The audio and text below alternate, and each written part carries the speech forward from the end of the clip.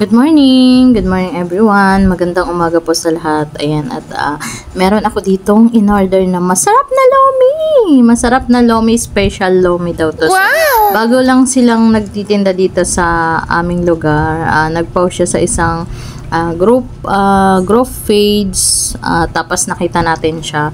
So, gusto natin siyang i-review, kaya tayo nag-order. No, gusto rin nating matikman kung talagang masarap nga ba ang tinatawag nila na special lomi. So, yung in-order ko na yan is worth of 50 pesos. And meron din siyang mga toppings. Ayan, meron siyang mga pinadalang toppings. Ayan. So, ilagay natin siya dyan. Wow! O, diba? Kung nagtitipid ka at pwede na to. Hindi ka nalugi sa 50 pesos mo. Diba? Masarap siya. Ayan, o. Meron pang sili na pinadala, may kalamansi, may toyo. Ayan. Kompleto naman siya sa toppings ng mga pinadala. Ayan. So, mamaya malalaman nga natin. Ayan, may kalamansi. Meron din siyang kalamansi. At yung bata dyan sa gilid ko, panay na ang sabing, hingi, hingi. Ayan, yung batang anak ng kapitbahay ko, hingi, hingi. Nandito sa amin, sabi niya pa hingi daw. So, ayan, patakan na natin siya ng kalamansi. Ayun, at may nahulog pang ang buto. Ginaong buto yan. Gusto pa yatang kainin. Ay, mapait-pait, are.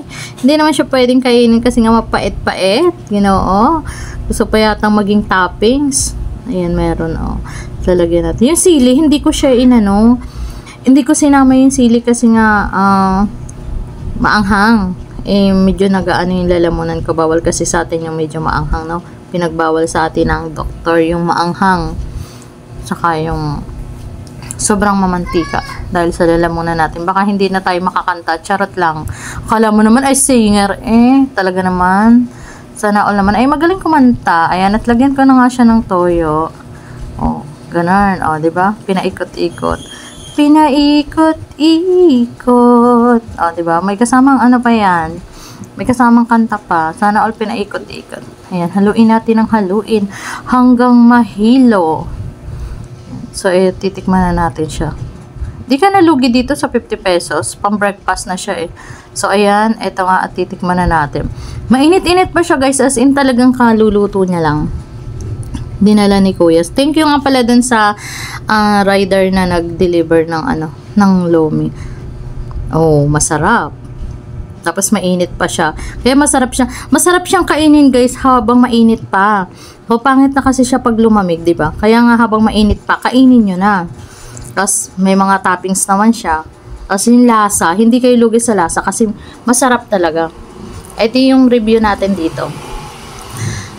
So, wala pa daw silang pwesto kasi nga ginagawa pa lang, kaya nagpapa-order pa lang sila. Tapos, pwede siyang deliver. Basta't may fee lang yung delivery fee.